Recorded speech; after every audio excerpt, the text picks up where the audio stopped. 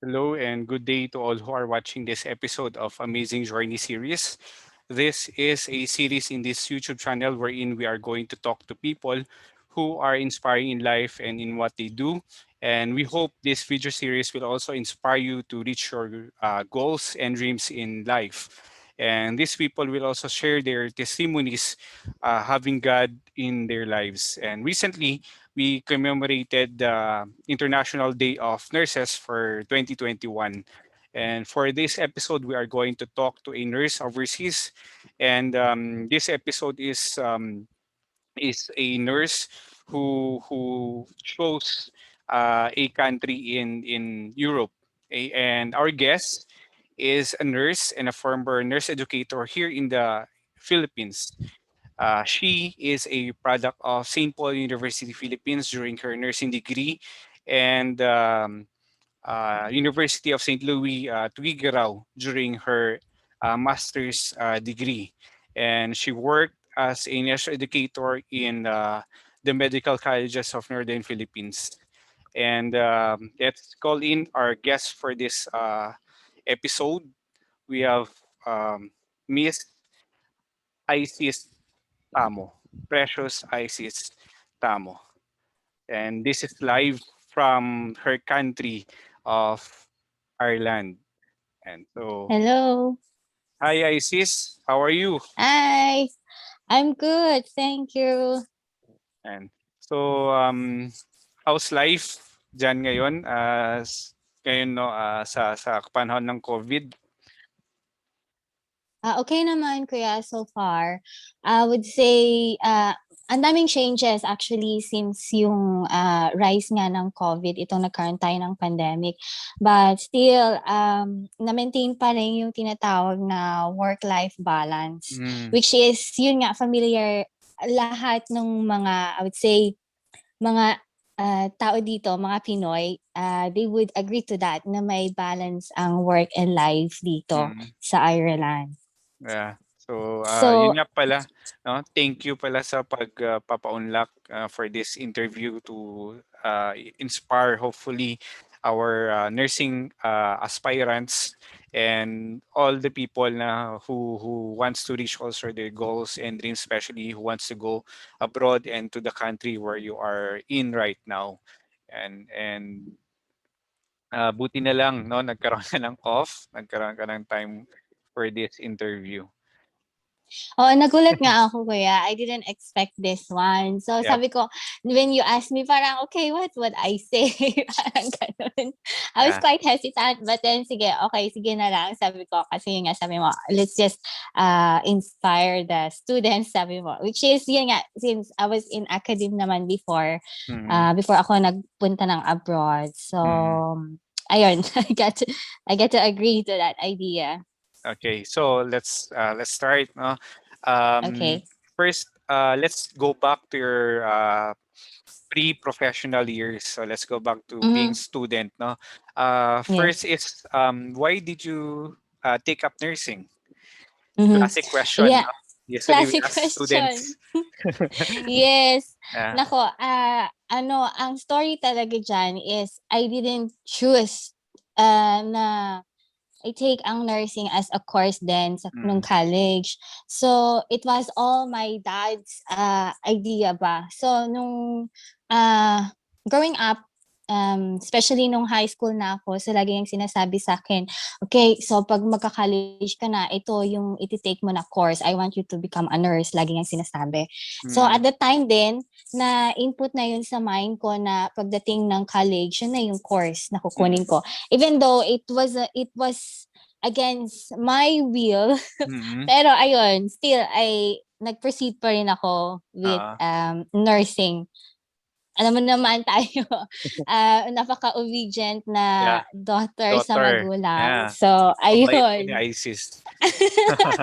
Yeah. I think most students or some students will relate to you sa ganong experience na hindi sila ang namili, no? But I think you can, with this interview, with this conversation with you, you can still inspire those students like you na hindi yun yung personal choice din nila.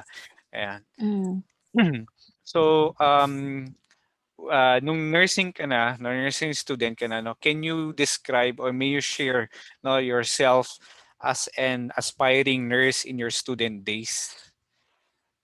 Okay. Well, I would say kasi 'di ba, I studied in St. Paul. So you know Yeah, how it is sa school natin kasi you're a product of St. Paul as well. yes. So, there's a competition, not really competition, pero parang ang pressure sa students napaka-big. Mm, So, nung time na yon parang, siyempre may expectation ng school sa'yo, may expectation din ang family, and then you mm, combine all those expectations and pressure. So it's so heavy on my part.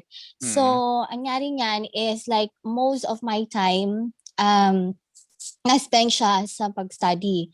mm, So, ang routine ko before like school mm, bahay, and then small extracurriculars, and then syempre may community then which is mm. church. So Yeah. ganon. Ah, Yeah. So that's how it is. Grabe ang mm, pressure at the time. mm, Uh and then apart from that, yung sa family, it's a big factor. Yung, I don't know, it's common sa Filipino culture na you're being constantly compared. mm. So, So you were uh, compared to your siblings or to other no, not to person? my sibling kasi 'di ba we're only two Mm, children sa mm, family. So ako yung panganay. mm. So kino-compare ako actually doon sa mga pinsan ko na mas matanda sa akin. So Okay. imagine na nung time na nag-college ako, parang most of my cousins then were already graduates, and then nagtatrabaho na sila, and then they're all like good in their careers, naka-establish na sila sa career nila, something like that. So, ano yung pressure na sinasabi, okay, you have to be like this, you have to be like that. Look at your ate, she graduated cum Mm, laude. Look at your kuya, he is an engineer now, he passed the board exam, mga ganon. So, mm, parang na-inculcate yun sa mind ko na I have to be like them, na dapat mm. ay hindi ko i-disappoint ang parents, ang family, parang Okay. gano'n.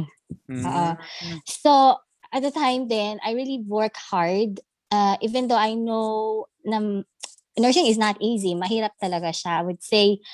And then, on top of that, it wasn't my chosen course. yeah. So, yeah. So, since andun na ako, so pinanindigan ko na lang din. So, I Mm, didn't want to disappoint my parents nga.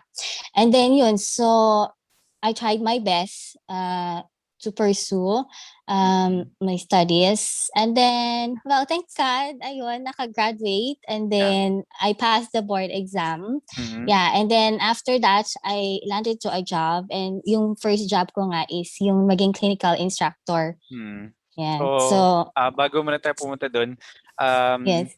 so, ang bigat ng pressure sa'yo, no? Yeah, School, sabi exactly. mo, family, and maybe yourself also. May you Yes. share a bit of your, ano ba, how did you handle the pressure? Yeah, well, good thing then, nung time na yun, I had good friends. Mm, So, yung help ng friends, yung presence nila, it made me feel somehow, I would say, kumbaga parang na-divert yung pressure na yon. So, mm, kapag kunwari may free time kami, like we try to get together, yeah. ganyan. And then another thing is at the time then I was involved sa community service, especially yung sa church. Mm, So merong guidance from the ang tawag mo dun? May term tayo dun sa mga nag-work sa church. catechist, uh, Parang gano'n lay kuya, oo. So, ministers. yung mga ayun, yung mga yun, sila Ah, yun. So, because of that, yun nga, I was involved in those activities back then. mm, So, yung, alam mo yun, they get to give you inspiring words, mm, inspiring thought, mga ganyan ba. mm, So, ayun, in yung mga yun is somehow helped me to cope with the pressure. And okay. then, yun nga, one more thing is, uh, yung sa nilalagay ko sa isip ko na hindi naman yung situation na yun where I am at the time, hindi naman siya permanent, kumbaga. Mm. Mm. So, matatapos din yun, parang gano'n, yun Mm. yung nasa thought ko. Nasa thought So, mo. Mm. oo, ayan. Yeah, So, isa so yun din, yeah. So, those are the things nga na nag-help sa'kin to cope with all those ah, pressure at the time. so Yeah. maganda yung effect ng pagiging involved sa church, no? Yes. Maybe regardless maybe of your views, church is very important. The presence of God is a very important thing Mhm. in your life. And you're a testimony of, I can say you're a testimony of God's grace. Kaya mo nagagawa itong mga to. Yeah, I um, would say a big yes to that, mhm. kuya. I Yes, know you're yeah. a very faithful person. Yun yung isang tumatak sa akin actually. Yeah, and one thing that made me into that would be syempre yung sa family din kasi I came Mm, from a family who is very religious, and mm, then siya buong family kasi is Roman Catholic, so both mm, sides. mm, So pareho ding religious.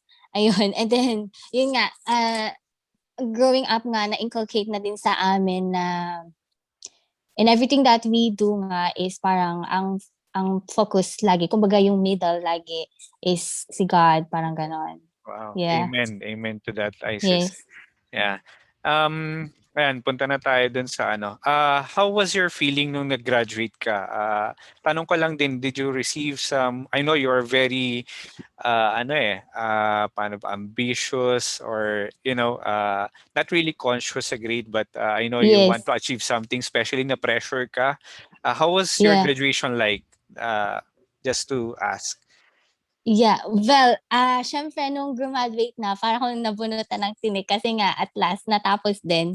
Mm, But then andun pa rin yung pressure kasi after the graduation, I was already prepping for my board examination. So yun mm, yung pinaka kumbaga, after that pressure from 4.5 year na schooling, mm, andun yung board examination. Dun na yung matitest kung, okay, papasa ba ako na, will I become a nurse? Parang ganyan. mm, So, and then, you have mentioned na, yun nga, I'm not really that conscious with grades, but then because of the pressure from the family then, uh, nandun yung thought sa'kin na I have to achieve this mm, grade, parang ganyan. And at least when I graduate, I get to have an honor, parang ganyan. mm, Kasi I have a cousin din, no, it's not cousin pala, a nephew, na mm, nagkataon, kabatch ko din siya. And then, so when we graduated,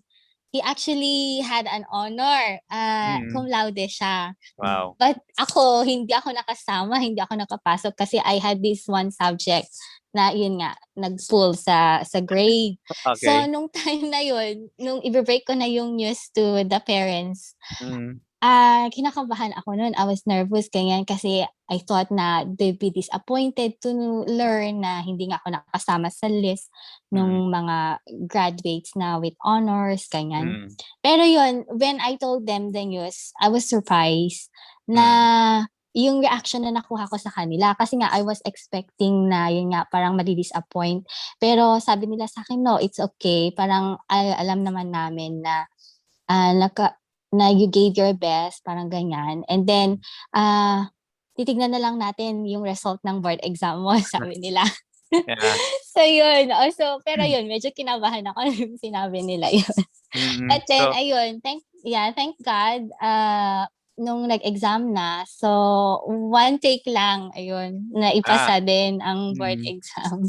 yeah. And then, That's a yun, and relief not for, on your part. yeah, it was a big relief, yes.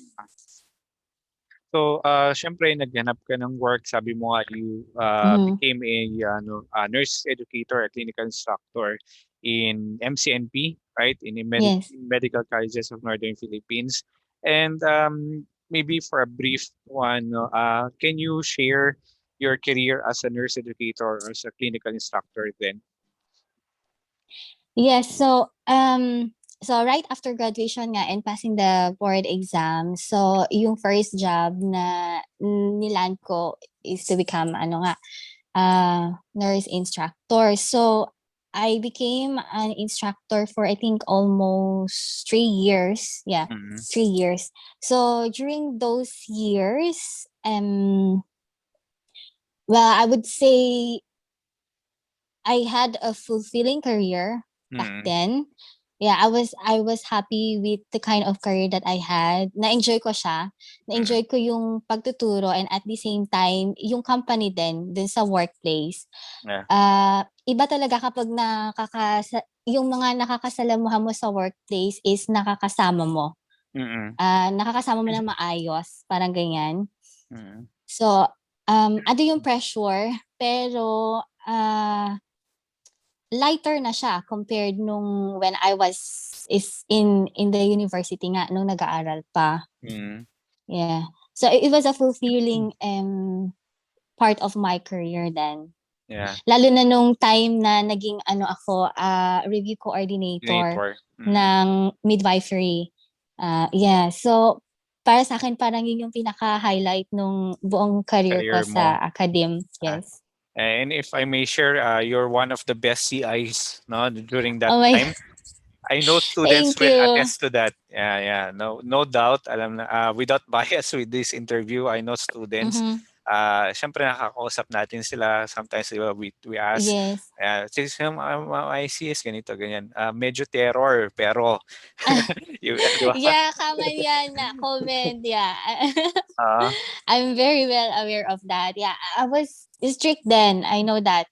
Pero yun mm, nga, gusto ko lang din naman na matuto yung mga students nung time na yun. Oo. mm, yeah, Alam din naman ng mga estudyante, I'm strict in the class. Pero yeah. syempre, hindi naman yung sobrang terror na tipong Mm. matatakot silang i-approach ako. Parang Ah, ganyan. shout out po sa lahat Oo. ng mga makakapanood nito na former students ni Ma'am Isis na friends na ngayon. So, excited ako Yeah. mapanood nila 'to, and I know they'll be Yeah, happy hello to sa see you. inyong lahat. And, of course, Isis, there is ano 'no, there at one point there will be transition, there will be Yes. changes including sa career natin 'no. Yes. I know this is quite not being a fast track siguro, but can you share to us why did you choose Ireland? No, and this is while most of the nurses choose US, Canada, or the Middle East. Why did you choose Ireland? Yeah, okay. So there's a story to that. Okay. Uh yeah, so after ako sa Mm. MCNP nag-work, so Mm. you know din na I went to UAE. Oh yeah. So Uh, I worked in Abu Dhabi for I think 1 year, almost 2 years mm, actually. And then pagkatapos nun bumalik ako ng Philippines. mm, And then nagstay sa Philippines for a while and then bumalik ulit para mag-abroad. Pero mm, nung time na yon, I was focused on applying in Canada nung bumalik ako from Abu Dhabi. So mm, ang target ko talaga na country was Canada nung time na yon. mm. And then, it was, I don't know, siguro plan din ni God. Yeah. But every time na mag-a-apply ako, may nangyayari, parang hindi natutuloy. Mm, Parang actually thrice nga yun na 3 attempts na pag-a-apply ng Canada and then hindi siya natutuloy. And then one time, pumunta ako sa salon. Ako, nagpa-straight ng hair. Tapos meron akong, sa Pinas yan kuya. So meron ah, akong doon, nakachika, na kausap na nurse din. Pulling niya mm, nurse siya. Nung time mm, na yon, she's only in the Philippines for a vacation. Tapos nasa sa Australia na siya nagwo-work nung time mm, na yon. Pero nung sa pagkakwentuhan namin, nabanggit niya sa akin na before siya nagpunta ng Australia, nag-Ireland muna siya. mm, So ayun na nga, nabanggit niya sa akin yung Ireland, ganyan. So ako naman na-curious. And then, so nag-start ako mag-search about Ireland. And then sabi ko, okay, let's give it a try. Pang yeah. okay naman sa Ireland. And Okay. that's it. So andito na, napunta na sa Ireland. But before that, before pa ako nagpunta dito, ang daming nangyari actually. Akala ko hindi nga ako matutuloy ng Ireland kasi nung time na nag-apply ako, parang medyo nag-slow down yung hiring ng Mm. nurses from the Philippines. Mm. So, ang priority nila na i-hire nung time na yon is yung mga locals nila dito. And Okay. then, di sabi ko, okay, what happened to this again? Sabi ko, I started asking again, ganyan, myself. And of course, parang I start to question God as God. well nung time Yeah. na yon. Yeah, parang ano ba talaga ang plan mo for me? Parang ganyan. Mm. Tapos, sakto din, nung time na yon, ito namang United Kingdom, ang hiring nila for nurses, they have this massive hiring of Filipino nurses nung time na yon. So sabi ko, okay, sige, baka I'm not really called for Ireland. Baka meant to be ako sa UK, sabi ko. So, Mm. since I already have the documentations for, yun nga, yung sa pag-a-apply ng nursing registration in UK, eh, I I I started to process my papers na nga for United Kingdom application. Mm. And then at the middle of my processing, biglang ang Ireland, yung agency ko dito sa Ireland, tumawag sa akin and then Mm. sabi, "Okay, we already found a job for you," sabing ganyan. Wow. And then, "Would you be willing to undergo an interview on this day?" So, na-surprise ako. And then, ayun na, na-torn na ako. Sabi ko, "Okay, Ah. itutuloy ko ba 'tong Ireland or i-ano ko na lang, pupunta ba ako ng Ireland or ituloy ko na lang itong application ko ng UK?" Sabi ko. And then, sabi ng dad ko, I asked my dad, kasi usually pag mga ganyang big decisions din, I ask my parents' Ah. opinion din. But Mm. then, like, I get to decide at the end. So, I asked my dad's opinion and then sabi naman niya, and then, i-try mo lang. Sabi niya, okay, proceed with the interview, sabi niya. O tapos sige, okay, nakipag-interview ako. Tapos, nung sa interview kasi, yung sa hospital na supposedly na mag-hire sa akin, ang hinahanap nila is yung may experience sa mga elderly patients Mm. na ang sakit ng mga patients na yon is meron silang Alzheimer's, dementia, Yeah. ganyan. Wala akong experience sa ganong area. Mm. So sabi ko, okay, malabo ata to. Parang hindi ata ako makukuha, sabi ko. Yeah. So, ayun. So, okay, sige, okay lang. At least na-try ko yung experience ko kung paano yung ma-interview, sabi ko naman. So, at least I still have yung sa UK. So, parang, it's a win-win situation for me, kumbaga, parang ganon. Yun yung nasa isip ko. Mm. And then, after a while, actually matagal yung waiting time ko for Ireland nga to respond, yung sa agency. And then after 1 month ata yun, naka-receive ako ng notice na ang sabi is nakuha ako and then ini-start ng i-process yung papers ko, yung visa Mm. Mm. para makapunta ako dito. Yeah. And then andun na yung offer and all. Sabi ko, okay, ito na yung hinihintay ko matagal. So, Mhm. ayun, I had to decide. So, Mm. should I give up UK and then go sa Ireland or give up Ireland then go to UK instead? Mm. So, So, puwede nating sabihin na ano 'no, na maybe it's really your calling, it's your purpose to be in Ireland since you were asking God, maybe this was the answer if we can say. Tsaka second send ko is ano 'no, there's really a point that you did or maybe all the time that you won't really, tawag dito, rely on your own understanding, pero you rely on God's, plan for you. yes, I did. And then actually, I asked for a sign, kuya. Pag mga ganyan kasing yung may naghihintay ako, ganyan. I usually ask for a sign from God. Ganyan, give me a sign para alam ko kung anong gagawin ko.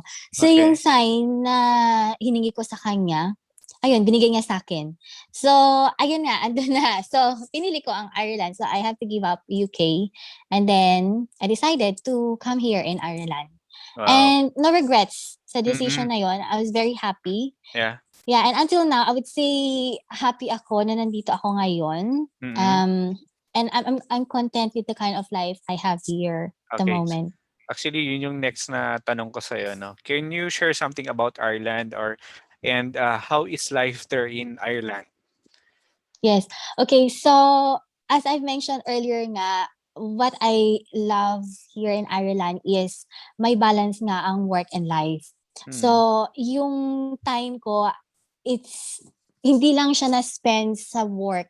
mm, I have time to do the things that I want. mm, Yung mga hobbies ko, I have time to do that as compared to when I was working there in the Philippines na mm, parang most of my time is nasa work lang.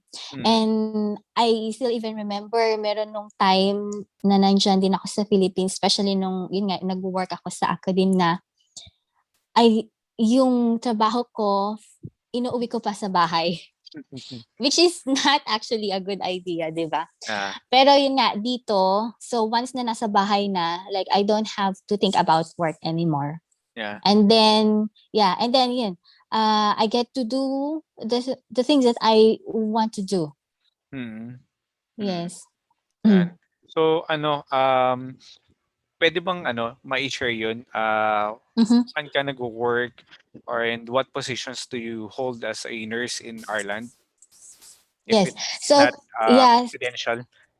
no, it's not. Hmm, So currently, I'm working in one of the government hospitals here in Ireland. It's a specialty hospital. It mm, caters to the elderly patients. mm, So yung hospital kasi na yun, it has two sections. Meron yung tinatawag na rehabilitation unit and then meron ding yung long term.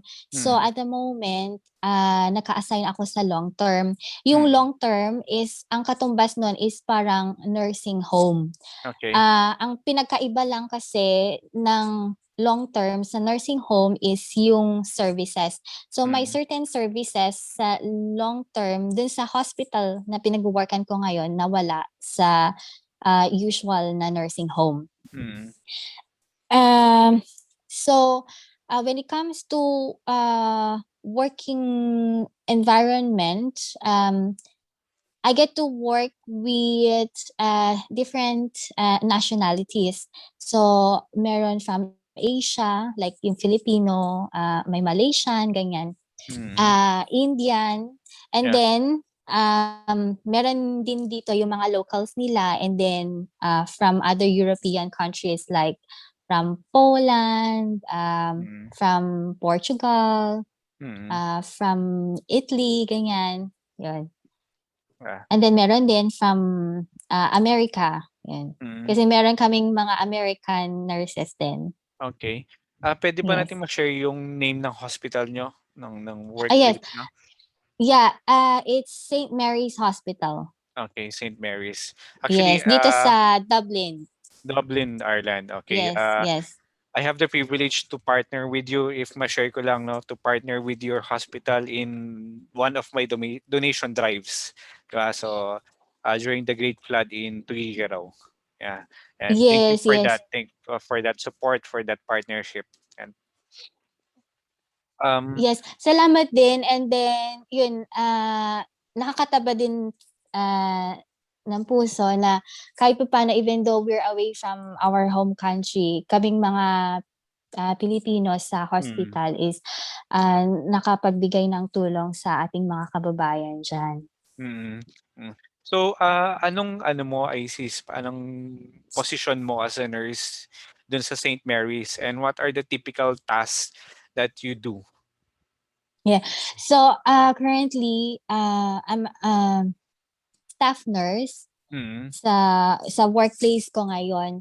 So, mm, yung mga I would just say yung typical day would be, siyempre you have to assist the patients to their activities of daily living. Like, kunwari, you have to assist them for bathing or for shower. hmm. Tapos, yung during meal times, you have to assist them if they can't feed themselves. Sa elderly 'to Tapos, 'no? yes, Okay. elderly. So, ang mga patients namin are all elderly patients. Mm, Usually, ang mga patients namin is highly dependent sa mga care staff, Okay. which means majority of their activities they can do themselves. Mm. So we'll be there to assist them, parang ganyan. Mm. And then meron ding yung mga nursing procedures din na ginagawa, like say for example, we take bloods. So, ang practice kasi dyan sa Philippines is whenever yung certain patient is for blood test, Mm. yung medtech ang kumukuha ng sample ng blood. Mm. Para dito, yung nurses ang mga kumukuha Mm. ng Okay. blood Blood. sample. Ah. Yes, we extract the blood from the patient. Tapos yun, ipapadala namin yun sa laboratory for further processing. And Mm. then, ayun, we give the medications din, which is yun nga, part din ng job namin yon. Tapos, mga other procedures like wound care, ganyan, Mm. mga catheterization, yon. Tapos, kapag mga, ano na, um, yung procedures na kailangan ng, kunwari, um, yung mga further diagnostic procedures, mga ganyan ba. Kasi ang hospital kasi, it's not equipped with those machines. Mm. Ang meron lang sa hospital namin for imaging would be yung X-ray. So, Mm. say for example, pag yung certain patient is kailangang ma-ultrasound, so what we do is we refer yung patient doon sa uh, hospital. Meron kasi kaming catchment area dito. So, i-refer namin yung patient doon sa catchment area na yon. Mm. Depende din kung saang region kami, parang ganyan. Mm. Mm. Mm. Okay. And then, pag may mga procedures din, like kunwari is for surgery, so, Mm. yun, ito transfer din namin doon sa catchment area. So, can you say it's a challenging job or nurse na ganyan yung ginagawa dyan sa napili mong work or workplace? Yeah, I would say it's a challenging job for me, especially sa akin na wala akong previous experience on how to deal with patients diagnosed with dementia and Mm. Alzheimer's. Mm. Ang hirap, ang hirap silang i-deal at times. I would say tiring siya in a sense that it's not because of the job that you do physically, pero mentally. Mm. Mm. Yun, pinakamahirap yun. And then another thing would be kapag yung patient is naging aggressive, Okay. yeah, of course, brought about by their disease. So, mahirap din yon. It's very challenging kapag naging aggressive ang pasyente mo. And then here, like, they're very strict here when it comes to how to manage patients with aggressive behavior. Mm. Meron kaming mga certain protocols dito na pina-follow. Mm. Say, kasi kunwari ang pasyente sinigawan ka, hindi mo pwedeng sigawan yung Mm. pasyente. Parang ganun. Okay. And then pag sinaktan ka, hindi mo rin, kunwari sinampal ka, parang ganyan, hindi mo pwedeng i-grab yung hand or parang itulak. Kasi Okay. pag ginawa mo din yun, form of abuse yon. Mm. So, Okay. yeah. So, you have to follow yung protocol on how to deal with those kind of behavior ng pasyente Mm. nga kapag Okay. na-encounter mo yun sa area. Yeah. Gets. So, I can sense you love staying in Ireland or working in Ireland, and yung work-life balance meron. I know you. Yes. You love to you really love your hobbies of traveling. Yeah. Yeah, Oh, number one, di ba number one travel. yan, travel Yes. yan. At eating, Yes. kasama din yan. Yes. At saka Kasama resting, yan, di of ba? So course. it's really balanced. And of Mm-hmm. course, having time with God. And what can you, ano, tawag nito? Paano ba? Paano mo i-share, no, yung knowledge mo in terms of those nurses who wants to apply in Ireland? Okay, ano yung mga kailangan nila equip sa sarili nila, or maybe it's part of application, kahit rundown lang na pwede mong i-share sa pag-apply dyan sa Ireland as Yeah, nurse. okay. So, I'm just going to share yung mga basic requirements. Mm. So, syempre, you have to be a graduate of nursing. Number one Mm, yon. And then second is you have to be registered locally. So, dapat meron kang license from, and of course, yung license mo should be active. mm, And then, dito kasi they require you to show your proficiency in the English language. So, as part of their requirements for registration, kailangan may maipakita kang proof na you can speak in their language.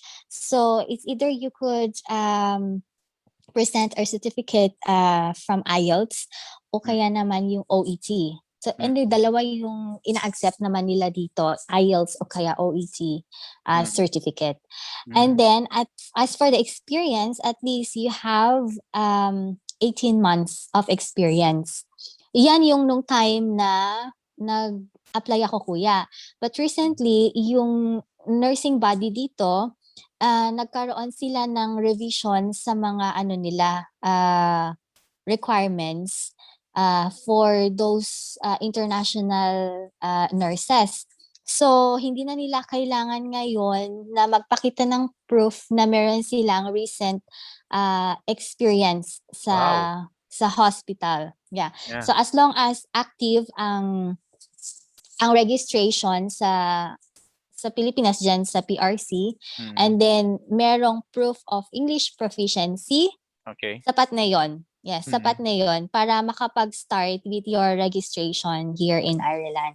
So sa madaling sabi puwedeng, hindi gano'n ka-extensive ang iyong experience para maka-apply ka diyan? Yes, Mm. That's a yes, new one? yes, exactly. Yeah, that's the Ah, new one now. Yeah, but nung time na nag-apply ako dito, kailangang meron kang experience at least 18 months. 18 months, okay, Yes. so for those people who aspires for Europe country siguro, for those who are looking for a work-life balance na gaya ng sinasabi na Isa, so Ireland is really highly, recommended country. Yes, it is. It is. Ah, musta ang tanong ko na, musta ang pay mo? Something personal 'no? Ang pay Yes. or is, what, is set by the sabihin natin by the government kung meron? Yes. Actually, yung salary is based sa experience dito. Mhm, So, kapag meron ngang, kumbaga starting salary, may starting salary, mm, and then whatever is your experience, say for example, you have a 10-year experience in the career. So, isasama nila yon okey. kapag ano na, sa pag-set ng salary, which is yung basic salary lang yon. Kasi dito, on top of the basic salary, meron pang tinatawag na premium pays, Mm, and then merong Sunday pay and holiday pays. So for the Sunday pay and holiday pay, usually double pay yon. oo, Yes. Tapos yung premium pay, yun yung kapag nag-work ka after 6 sa gabi. mm, And then, yung sa Saturday, yung okey. weekend. Yes. So may premium pay, may double May pay, premium pay. yeah, Yes. okey. And So then if you will work, yeah, and then if you will work overtime, so meron ka ding overtime pay. So ang mm, overtime pay mo is paid your usual pay and then a quarter. okey, Yes. okey, that's nice. Yes. So ganon, yes. Ganon yung ano dito. So meron ka ng work-life Yung balance, meron ka pang good compensation. yes, Yeah. exactly. Oo, yeah. Not really promoting ano, but, I hope, the audience na nanonood, yung mga friends sa ISIS, former students sa ISIS, yung mga nanonood sa channel is ma-inspire 'no, and malay natin baka ma-consider nga nila ang Ireland or been long considering sa Ireland. And because of that, I'll be asking you, advice, ISIS, pieces of advice for two groups 'no, of people. Mhm. Una is, can you give an advice to those students, no, nursing students, aspiring nurses? At pangalawa, for those nga people, maybe a shorter one because you give, ano naman, talk about it. For those people who aspires for Ireland, na nurse po. Okay, so first yung mga students muna. Mm, Ayan, so ipagpatuloy niyo lang 'yan yung, nasimulan niyo and, work hard on what kind of dreams you have, and, magtiwala kayo sa sarili niyo din, 'yan napakaimportante. And of course, magtiwala kay God Yeah, kung amen. yeah, Yeah. kasi meron tayong 'di ba sabi natin meron tayong plan para sa sarili natin, Mm, pero si God kasi meron siyang bigger plan for yeah, us. yeah. Yeah. And for those naman na mga nurses na and then, aspiring to work, abroad, so kahit saang country ka man pumunta, be it sa Middle East or US Mm, or dito nga sa Europe, sa Ireland or UK, mm, ayan, so don't stop, hanggang makapunta ka sa dream destination mo. mm. And ayun, magtiwala rin sa sarili, give all your best Ah, lagi.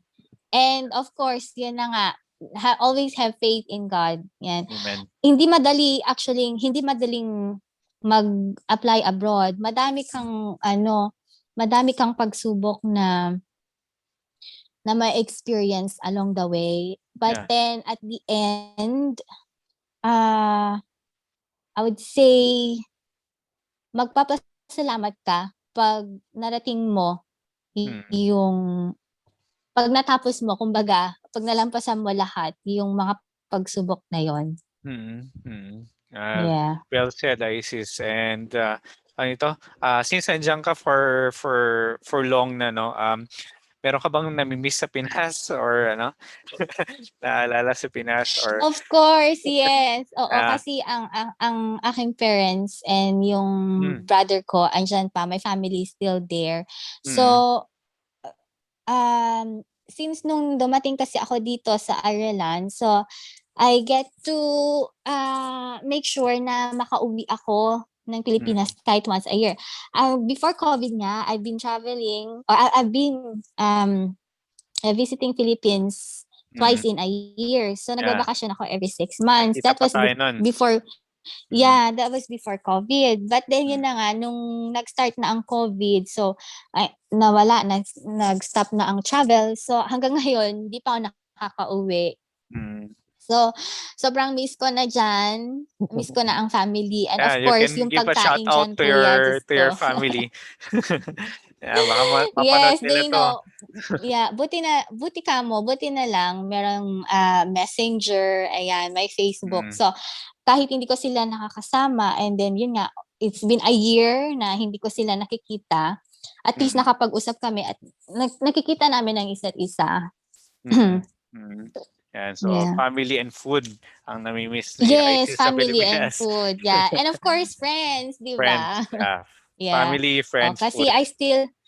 I still have friends din naman na nandiyan pa rin sa Pinas. Majority of my friends na din kasi, Mm, nandito na din sa abroad. abroad. Yun. Okay, yeah, yeah. So yun, Isis, any parting words, especially International Nurses Day? Yeah, well, kudos to all the nurses. Ayun, kasi alam na naman natin ang life natin, especially nung nag-start ang COVID. Grabe ang hirap. Even dito, Mm, grabe din ang naging life since nag-start nga ng COVID. mm, So, yeah, I salute all the nurses and then, well, hopefully, ma-stop na din itong pandemic na 'to. yeah.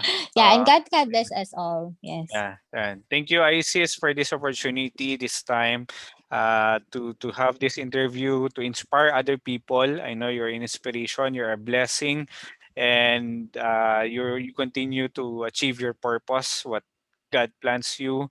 And yun po, maraming salamat sa lahat po ng OFW nurses na mga na colleagues natin, mga kapatid natin. Mabuhay kayo, salute to you all. And yun, thank you Isis. Thank you so much. Thank you to Kuya. Thank you for having me here. Yeah, Yeah, I bye didn't really Isis. expect this one. Yeah, Bye. bye. Sure, anytime. Yeah. Yeah.